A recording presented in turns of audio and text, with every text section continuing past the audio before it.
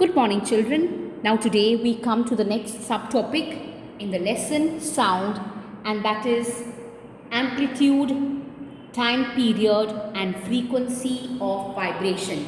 So, we are going to learn some new terms. What is amplitude? We are going to study what is a time period and what is frequency of vibration. Now, you need to pay attention because this is something very important. You will have sums based on this concept, and also you have this matter in standard 9. So if you pay attention now, it's going to be much more simple. Now we know that when an object moves to and fro, it vibrates or it oscillates.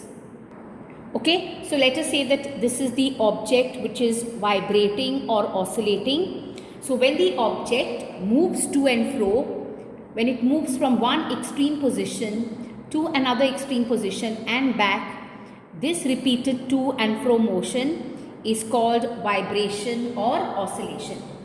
Okay, so this type of motion is called oscillatory motion or vibratory motion.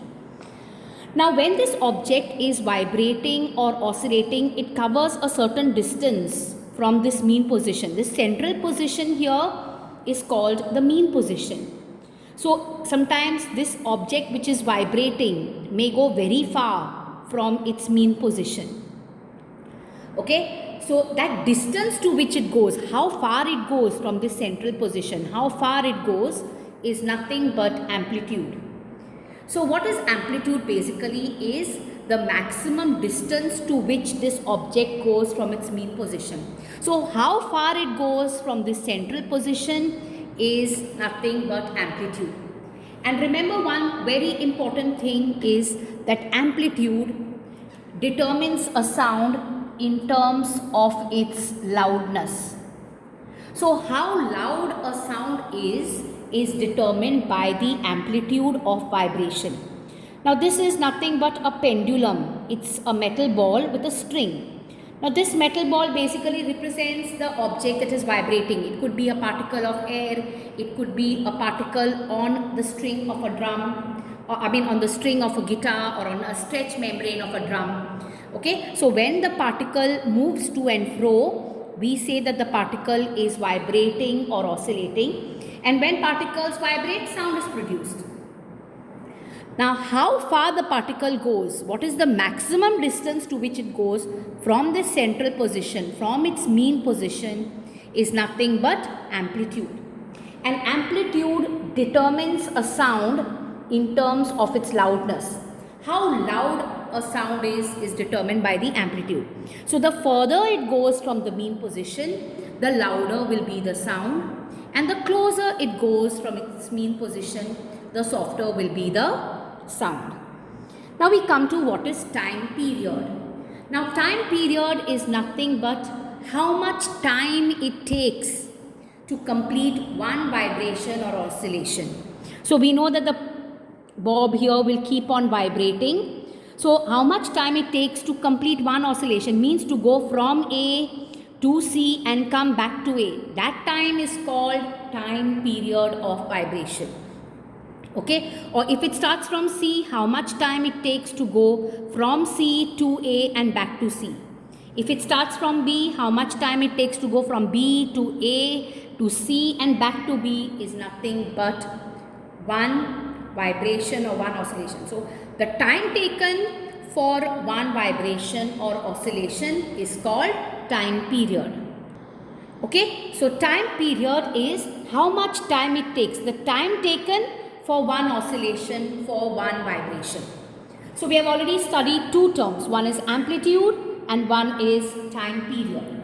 Now we come to the last one that we are going to do today, and that is frequency of vibration. Now what is frequency? Now frequency is exactly opposite of time period. Okay, frequency is the number of vibrations or the number of oscillations per second. So in 1 second, how many vibrations or oscillations there are is frequency. Time period is for one oscillation, how much time it takes. You know the number of oscillations, 1, and you do not know the time. So that's time period. For frequency, it is the time is known per second. In 1 second, you don't know how many oscillations. So for time period, remember, you have to find out how much time for one oscillation, and for frequency, in 1 second, how many oscillations there are. You do not know the number of oscillations. Okay, so remember, if there are 20 oscillations in 1 second, then the frequency is 20 hertz. Hertz. So hertz is the unit of frequency. If there are 50 oscillations or 50 vibrations per second, it will be 50 hertz. Okay, so the symbol is Hz, H capital, small z you can write. Now remember, frequency determines a sound in terms of its pitch. Okay, that means high pitch, low pitch. In a choir, there are certain people who will sing in the same song in high pitch, like older women. There may be certain people who will sing in low pitch, like a man, for example, a bass voice. Okay, so what is it that makes one sound different from the other sound? It is nothing but the pitch, which is determined by frequency. So there may be two sounds which are equally loud, but one sound is different from the other sound because of the frequency of vibration. So remember, amplitude is nothing but how far this vibrating object goes from its mean position. It's the maximum distance to which it goes from this central mean position. Time period is how much time is taken for one oscillation. For one oscillation, how much time it takes is time period. Time period is denoted by the letter capital T. And frequency is nothing but the number of vibrations per second. So frequency is in 1 second how many vibrations there are. Frequency determines a sound in terms of its pitch. Amplitude determines a sound in terms of its loudness. Okay, now in a choir or in a band, all the musical instruments may be equally loud, but one musical instrument sounds different from the other musical instrument because of its pitch, which is nothing but shrillness of a sound. So if the frequency is higher, it will be more shrill, the sound will be more shrill, it will have higher pitch. If the frequency of vibration is low, we say that the sound will have lower pitch.